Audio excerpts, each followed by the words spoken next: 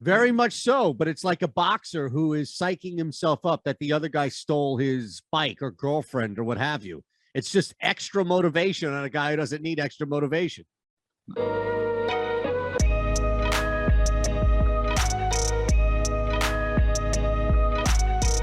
All right, welcome in another edition of Putting for Dough. You drive for show, you putt for dough, and we cash some tickets for you on this show. So we appreciate you hanging with us. Myself, Ben Rasa, Chris producing. Hit that thumbs up button, please. Make sure you're subscribed here to the Odd Shopper channel. We're going to tell you all about free money coming your way with BetMGM. But first and foremost, we have to look back at what was in Mexico. It was a blink, a flash, Jon Rahm, wire to wire. No real drama, Rasa, and I know you were close. I got my ass kicked, so my tickets just exploded. Not even imploded, just exploded from day one.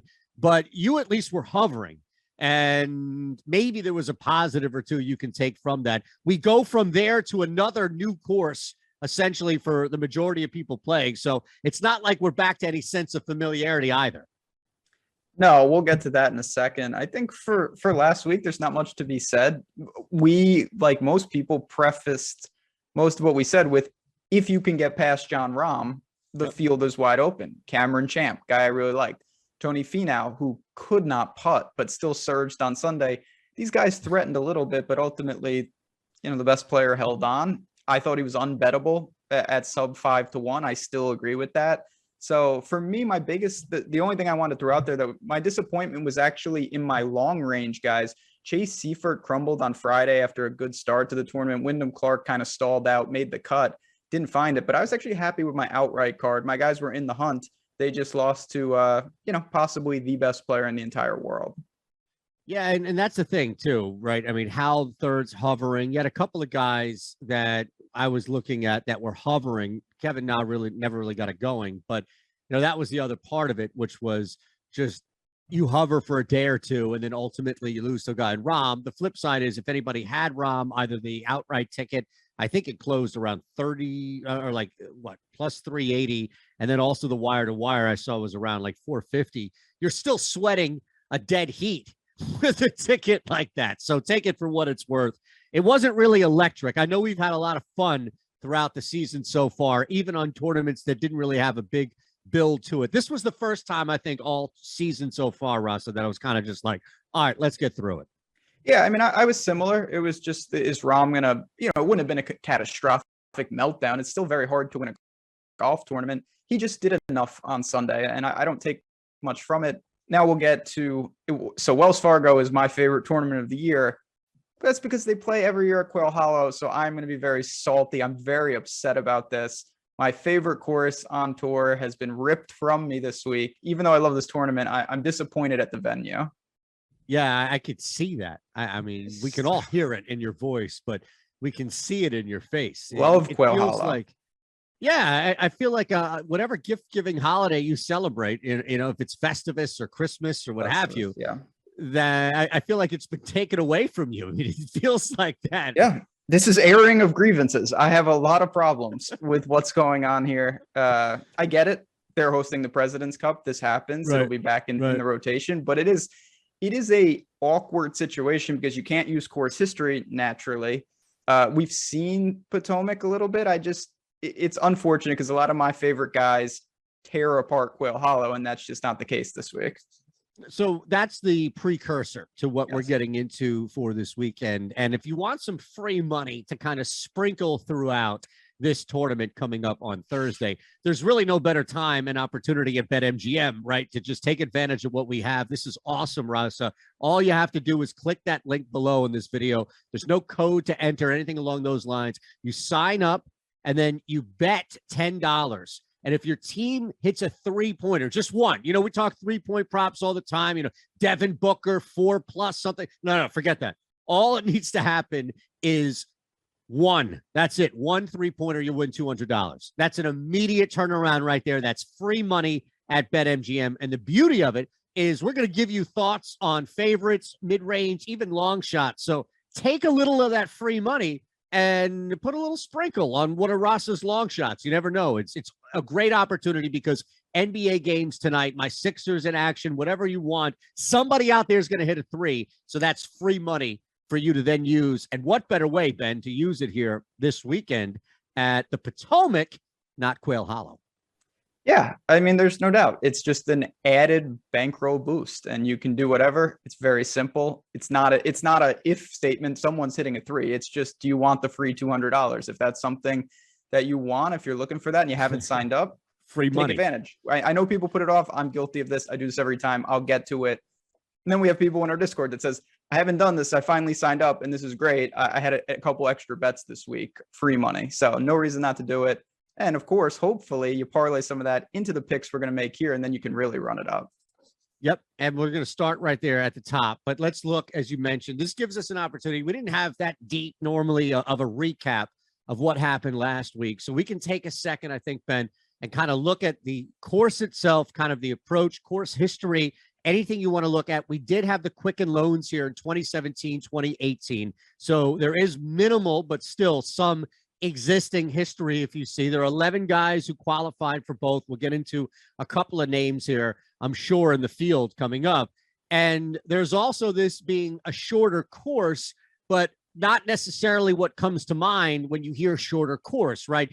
You're really going to have to be set up 175, 180 plus in your second shot, because a lot of times you're just not going to be able to use the driver. The big hitters are going to be regulated and have to club down. So guys who are normally accurate off the tee, no matter what they're using, that's really where you're going to want to target. And then guys who are really accurate from like 175 out, 180 out, maybe even 200 out, depending on how short you need to be off the tee. That's another area that you may want to target. So this is definitely, I feel like we've had a run of this, right? Unique type of courses or events. And this is another one because it's in a rarely used course, in an opportunity for some guys to sneak in there that maybe would be heavier favorite at Quail Hollow.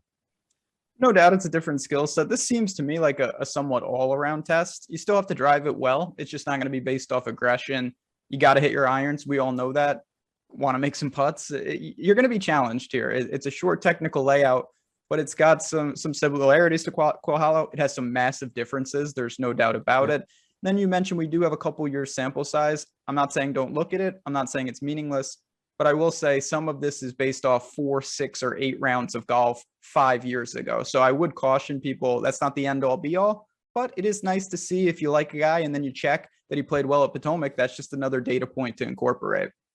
Yeah, I'm not taking Francesco Molinari to win this. No, don't do that. That's what you're hinting at.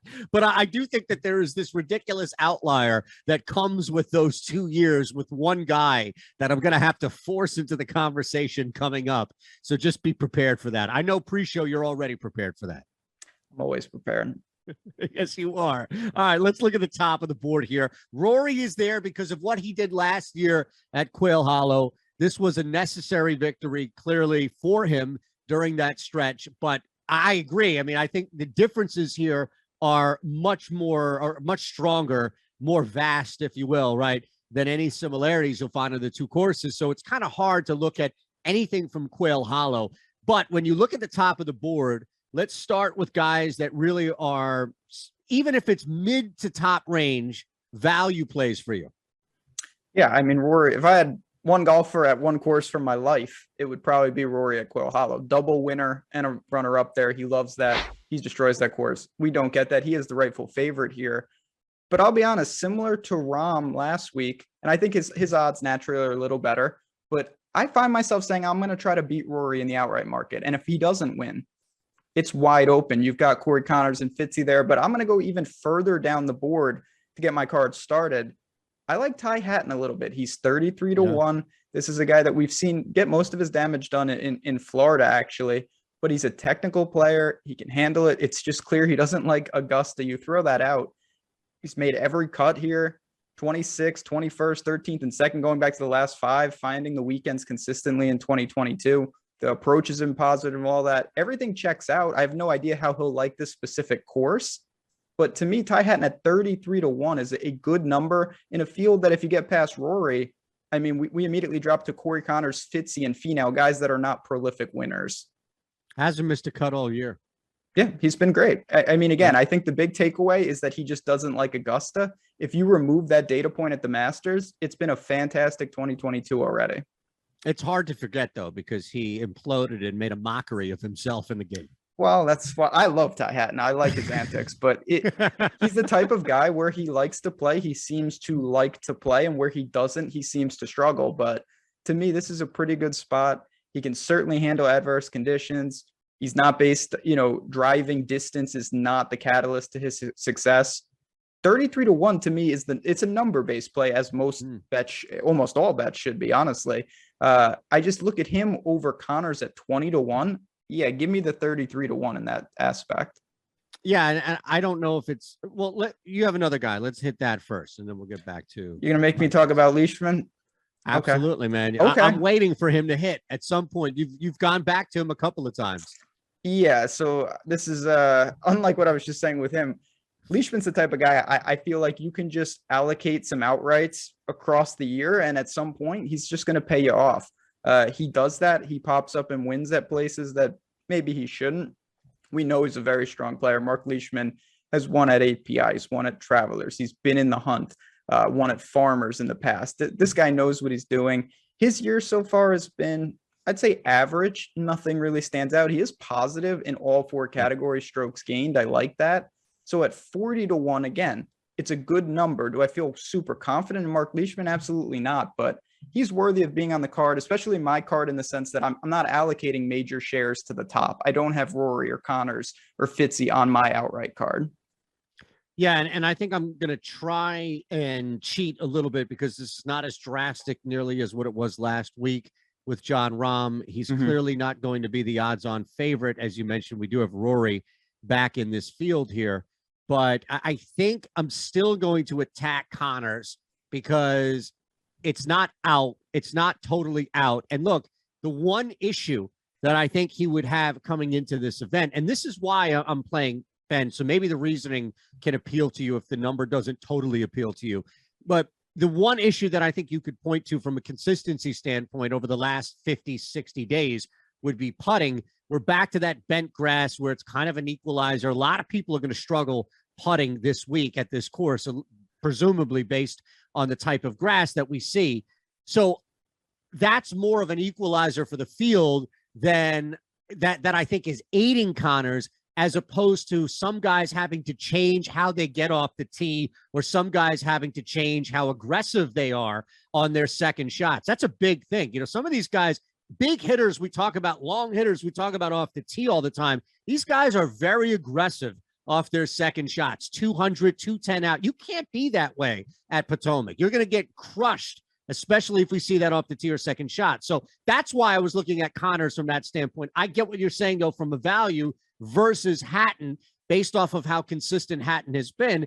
And then I'll appeal to what you did last week, because I do think that this is a great opportunity on a sub course for a guy like a kid like Cam Young, to step in here and get this victory, to get his first victory here, based on how well he's been playing, how well he's been hovering, and it also being in that substitute course, more of an equalizer, as opposed to like 15% of the field, Ben, having, 10 or 12 years of history here. So I'm not going to push back on Corey Connors. He sets up well, tee to green. You could argue he's the best ball striker in the field. It's not a great putter. You take that or leave that. He's had a great year. It's nothing like that. It's just simply a numbers situation for me. I think that number's a little too short. There's no pushback. He's answered the call. He top 10 at the Masters, followed it up with a good showing at RBC. I get it. It's just a number. Cam Young, I think, really important data point in what he did at Heritage. He missed the cut at the Players. He missed the cut at the Masters. And the big question was, is it a step up and that's what affected it, or is there something wrong? He responded with a third at the Heritage. He gained 10.7 strokes tee to green. He gained 4.6 strokes off the tee at Heritage, which is a super tight layout. So he just, even though he can't, grip it and rip it, he still finds a way to lean on whatever he's hitting off the tee. It doesn't have to be driver necessarily. So I get it. I think that can translate at Potomac. 40-1. It's very close with a guy like him. Leishman, Max Homa is in that range. I get it. So if you want to bank on Cam Young breaking through, that is an argument I would not push back on. Well, I'll bring Homa up because of the consistency factor, but I think there's a better play for him with this field in this specific tournament. But yeah, with Young, I think if with those guys, and look, you're on leash and I'm with Cam, I think it's just a matter of taking advantage of where they are. So we'll start to look at some mid-range guys, some long-range guys as well. Told you about that free opportunity, free money, right, at BetMGM. So $10 down, a team hits a three, you're going to win $200. How about putting it to use? You know, why don't you sign up to get picks, right, from Ben Rasa, Alex Baker, Steve Buzzard, part of our premium betting Discord. So now all of a sudden you can put that to use. Yeah, it's fun to sprinkle $10 on Wolf, but if you really want to put that money to use immediately, you just put all of that towards these picks that we're giving out, we, meaning Rasa, Buzzard, and Baker, each and every day on our premium betting Discord. You guys are doing fantastic. Yeah, I mean, if you get your free $200 and you sprinkle on Wolf, you'll now have $190 to play with for obvious reasons. You can take that, you hop in the Discord, NHL playoffs, NBA playoffs. We've got soccer, we've got tennis, we got anything that you guys want. We got sharp team, sharp community. So come on in there. Yeah, I'm just going to say real quick on Max Homa, and maybe this is just arbitrary, but I feel like I'm paying the tax on a course history that's not there. This guy won the Quail Hollow, but of course, won the Wells Fargo, but it was at Quail Hollow. And I feel like the books are almost saying like, oh, Max Homa sets up well here, and he's a good player. I'm a huge fan of Max Homa. I just think at 40-1, I would rather have Leishman or Cameron Young, even though, you know, Homa's a good player and a quality ball striker.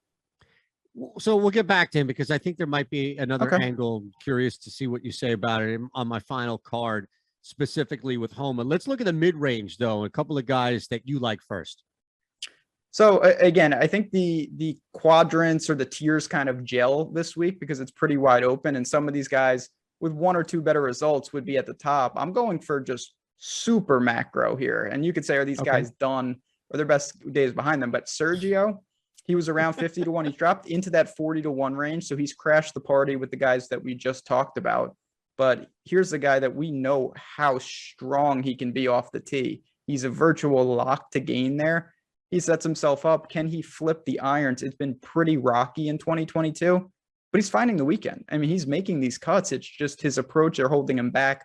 The putter has been a catalyst in a good way, which is shocking for Sergio.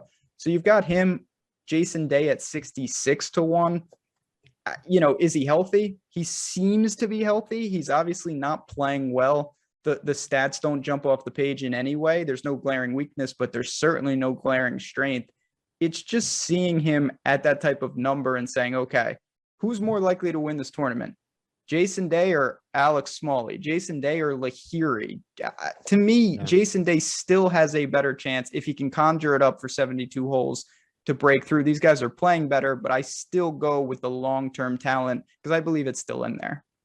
You know, what's interesting is just the element of intelligence and patience.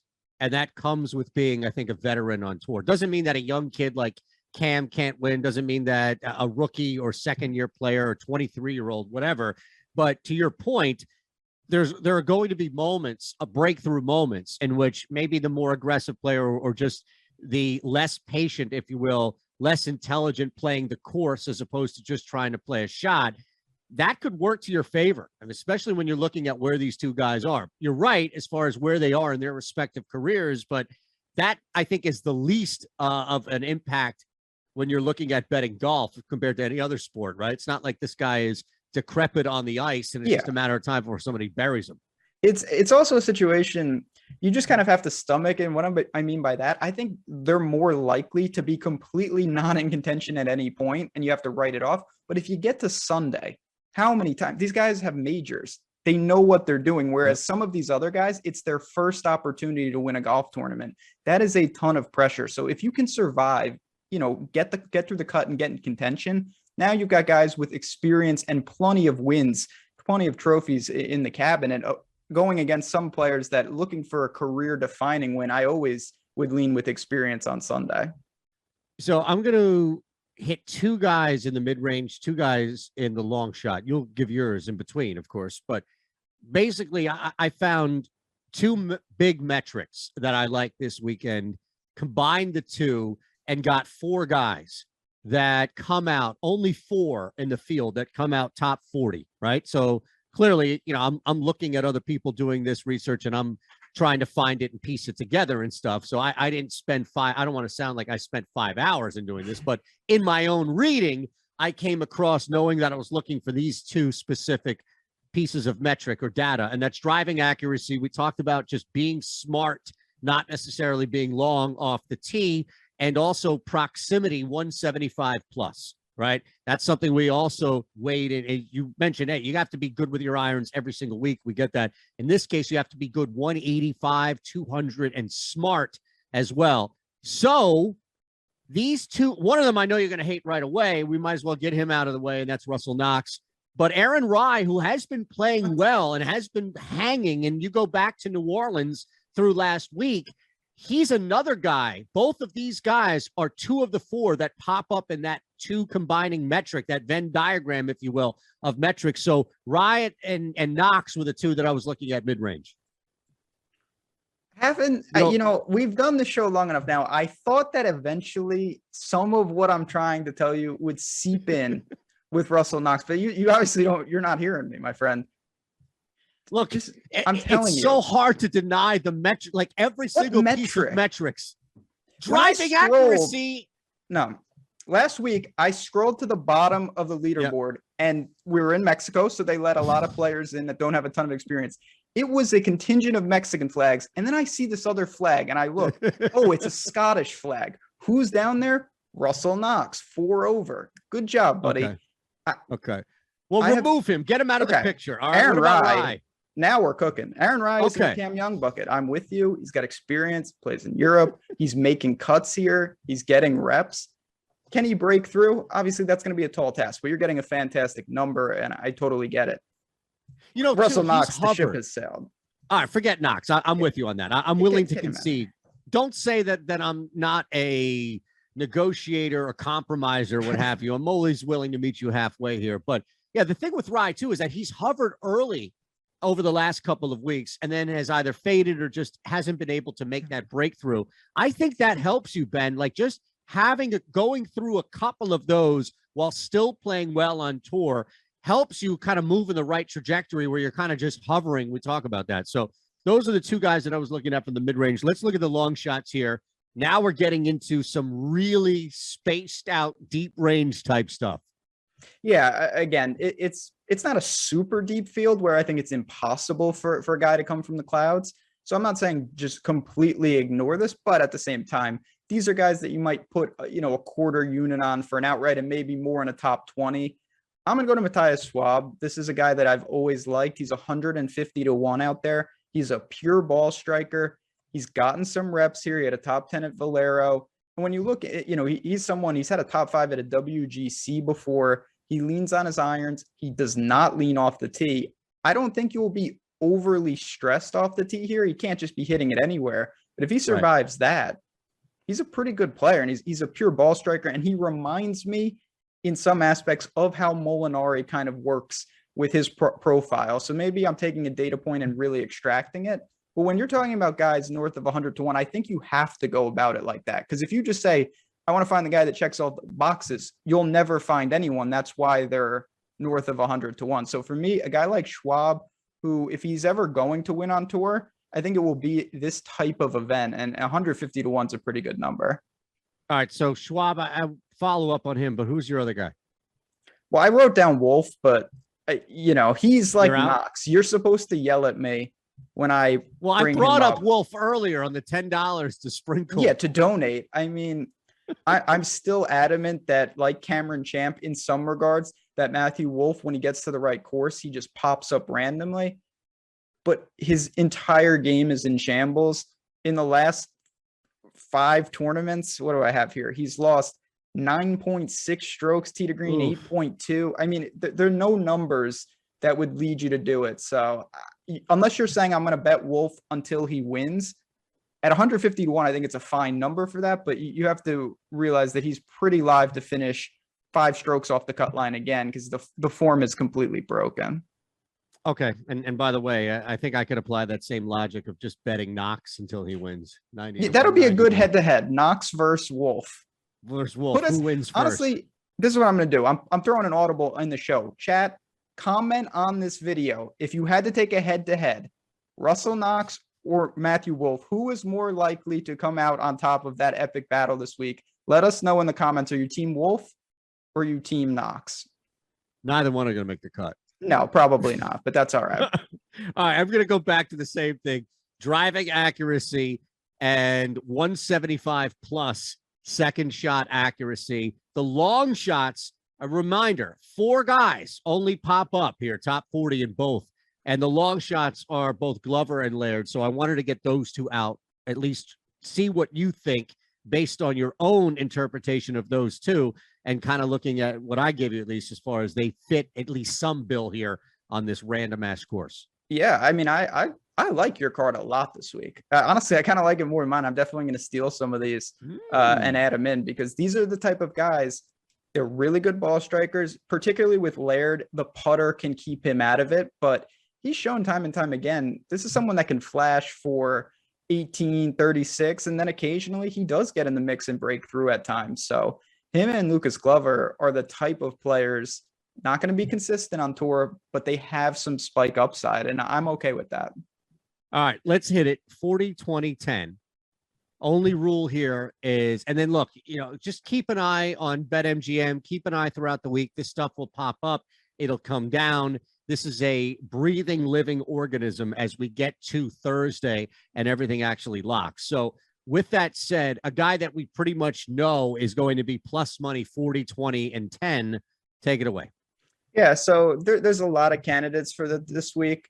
I'm not exactly sure what happened, so we're going to have to keep an eye on this. But last week, I was really interested in targeting Kevin Chappell, and he withdrew. He withdrew from the Mexico Open. He is in this field. It says he is listed and he's ready to go.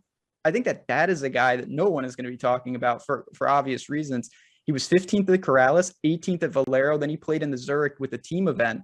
Kevin Chappell seems to be getting healthy at the right time, and he's a player. There's no doubt about it. So he's not going to have a lot of buzz considering he withdrew. Hopefully it's not lingering, injury related. If it's not, I think Kevin Chappell is a very sneaky 40, 20, 10 guy this week. Yeah, especially coming back, probably either forgotten or under bet.